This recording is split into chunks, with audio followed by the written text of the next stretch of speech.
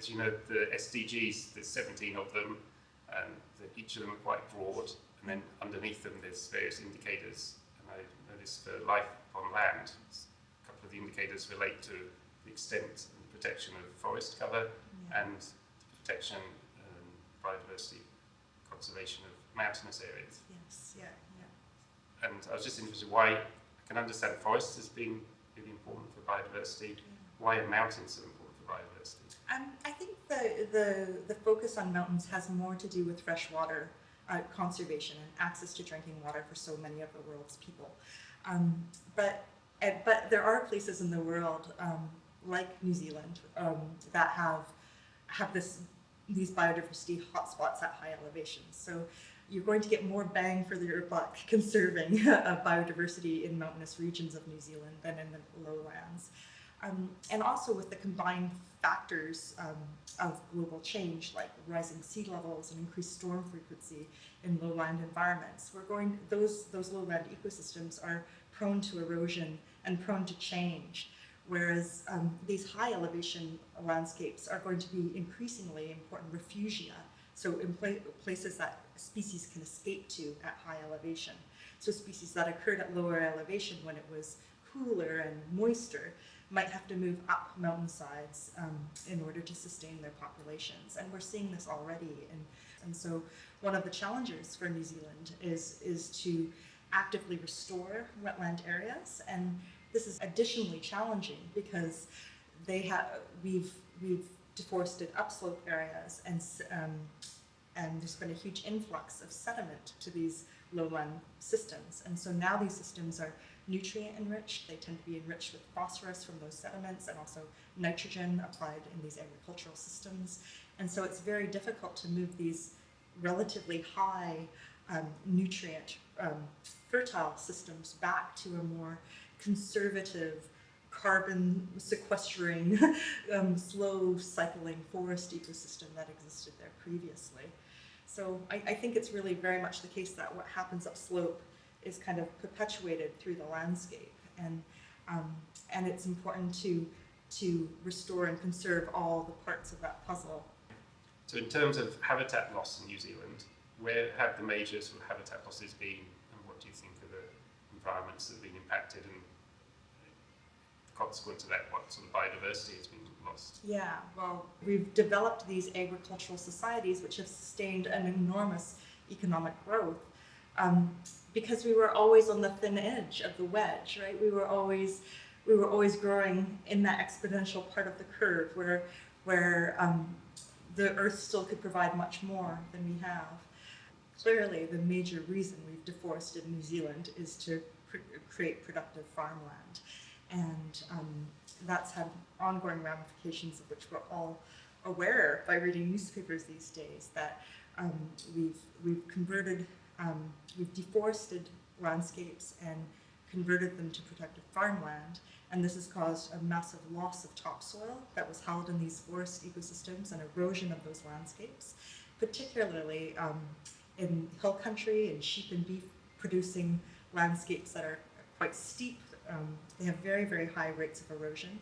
So estimates suggest that currently New Zealand is losing soils at a rate that's 35 times historic levels.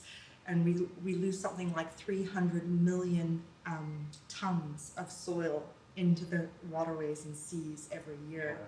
So that has enormous consequences for the productive capacity of the land. In the UK, for instance, some estimates suggest that there are about 60 crop cycles left before English soils are depleted of their productive capacity. And so New Zealand is probably more buffered than that, but there's a finite limit to how much crop and how much meat and how much dairy and how much wool we can produce off our land. And where does all that sediment go, that this topsoil that's been washed out to sea? I mean, if we were in Australia, thinking about the Great Barrier Reef, for example. Yes, yeah. But while we don't have tropical reefs in New Zealand, we have temperate reefs, and the consequences for our marine environments are also severe. So sedimentation affects lots of aquaculture, inshore fisheries. That sediment gets stuck in the gills of fishes and and the marine invertebrates that we harvest, like crabs and mussels and those sorts of things. And that certainly has negative consequences for productivity of those marine environments. I think that farming is in many ways is a double-edged sword, because it's not just the erosion of the topsoil, but it's the intensive production of food products and commercial products that requires constant inputs of nitrogen and phosphorus, for instance, fertilizers. And these inputs, I mean, globally, we've exceeded the planetary boundary for nitrogen and phosphorus inputs. And essentially, we're polluting the environment in the process of making food. Okay, but agriculture, obviously people need to eat, so yes. we need some form of agriculture. And that's where I think the SDGs have been quite challenging for me and helpful to force me to think about the big picture and these interrelationships at really some global scales and what are the drivers. Yes. And I don't know if there's any easy solution, but when you think about biodiversity loss, there's also this relationship between the wealth of a country. If poverty is very high, then people are forced to take desperate measures. People in tropical countries near the forests, they know that cutting down the forest is not sustainable. Mm-hmm. But if your life or your children's life depends on getting fuel for heating or cooking. Yeah, absolutely. I mean, that's why I think it's really important that the goals include things like end to poverty. Although I don't have any good solutions as to how you do them all simultaneously, but they're so interconnected that they do all have to happen together. I agree, but the thing with biodiversity is it's kind of the kingpin in the mixture, because all ecosystem services that humans depend upon, fresh water, food, all material well-being, all of these fluxes and systems, protection against climate, they're all underpinned by biodiversity. So, and even cultural things. I mean, it's really, there's a very strong correlation between cultural diversity and access to ecosystems. Like you said earlier about cultural identity with our endemic species, that's such an important part about what makes us Kiwi, you know, and that's true everywhere. Yeah, so I think there's two types of values that we're giving to biodiversity here. One is the ecosystem services, where they provide things like you say, clean air, stabilization of soil, pollination services, which help humans with their sort of lifestyles and needs.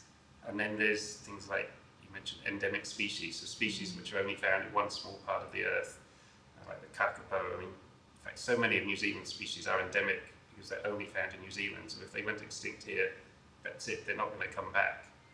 I mean, there's, you know, these models or these analogies. You've got lots of rivets on a plane, and you can lose a certain number of rivets and the plane will still fly. But if you lose too many, it's going to fall apart. And so we're living on this planet. We don't know how many we can lose and which ones we can afford to lose. But even if you just lose one that's perhaps inconsequential for an ecosystem service point of view, what do you lose when you lose that species, that kind of intrinsic value or that cultural value? It's very difficult to know which rivet is the critical threshold that you can't remove from the system. And so there's a need to identify umbrella species, you know, whether it's conserving lions in Africa or kakapo in New Zealand, we need to have... So what do you mean by an umbrella species? So species that, when you protect this one iconic species that people are attracted to and are willing to donate money to conserve, that other species will piggyback on that conservation initiative. So if you need to conserve kakapo, for instance, you need mature remu forests, and there are so many other plants, animals, insects, bird species, lizard species that thrive in intact remu forests that they'll piggyback on that umbrella species, the kakapo. So I think that's one strategy that we have on our side, is that we can conserve land where possible. Well, I think you make the good point that preserving access for people for traditional harvests, traditional use is important from a quality of life and a diversity of culture values also. I mean, I think New Zealand in some regards can be commended for being kind of a poster child of progress. So when you think that we've come from this history of essentially extraction, we arrived, and in essentially only 150 years since European settlement, we completely altered the New Zealand landscape, and this came at huge cultural cost to Maori, and it also at huge biodiversity cost to our endemic ecosystems. And so that we have a third of the landmass in the conservation estate, that we have a Resource Management Act that puts into policy ideals like soil conservation and export of nutrients to waterways. It's great that the bones are there. The policy mechanisms are in place to conserve and improve even the state of biodiversity in New Zealand.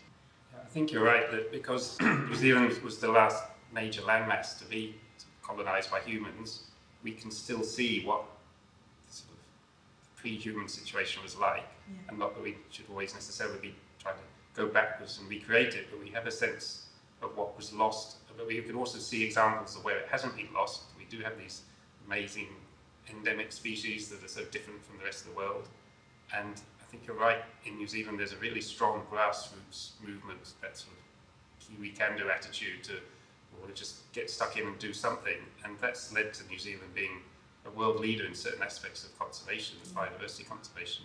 It's interesting to discuss biodiversity in the context of the Sustainable Development Goals, because biodiversity loss is at critical impasse right now. We're kind of in the sixth major extinction event in the history of the Earth.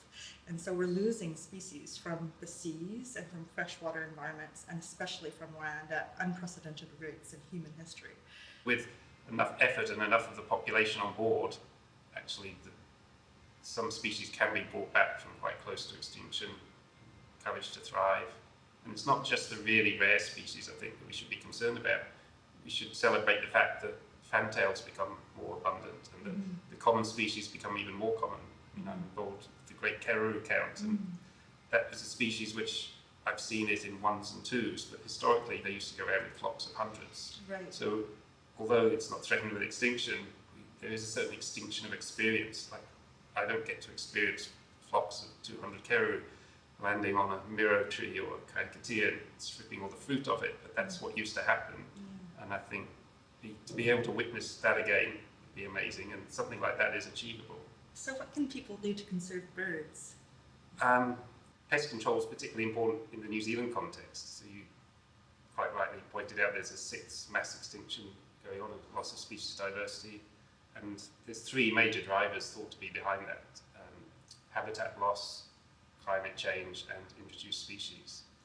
Again, in New Zealand it comes down to predator control, but also habitat loss, and therefore reversing that through the recreation of appropriate habitat, planting, minimising pollution events.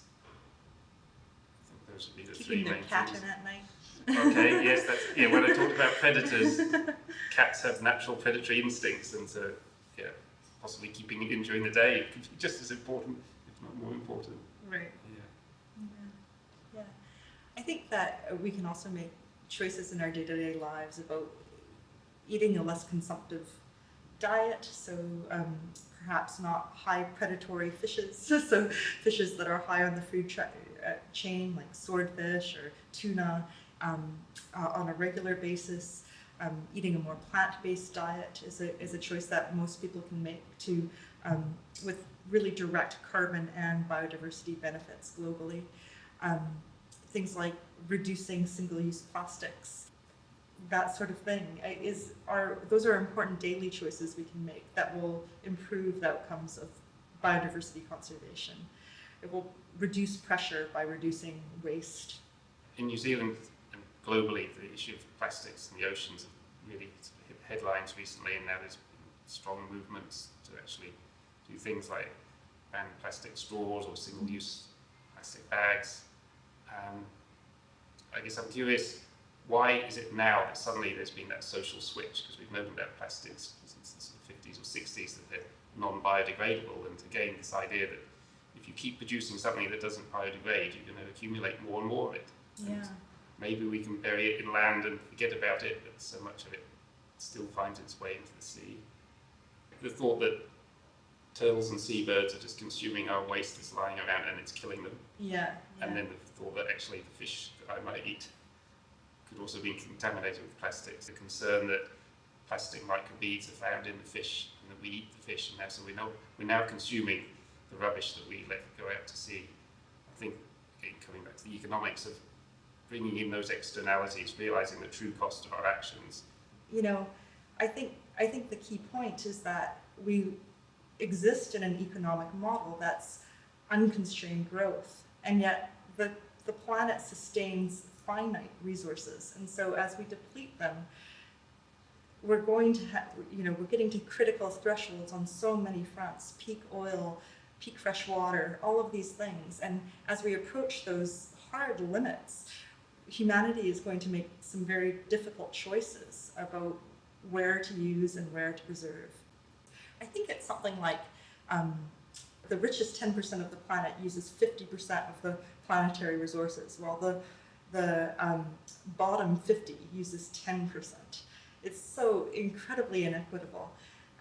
And I think that we do have to make some ethical choices, and they're going to be tougher as there are more of us, and as there are, as we deplete the resources we have. If you take it to the extreme, the planet is finite, and so if you have infinite population growth and finite resources, at some point they're not going to match. The population will overshoot the resources available and then crash.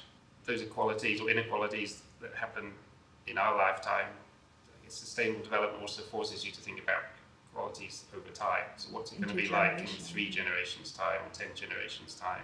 Are we just using up all our natural capital, to use another phrase? Yeah.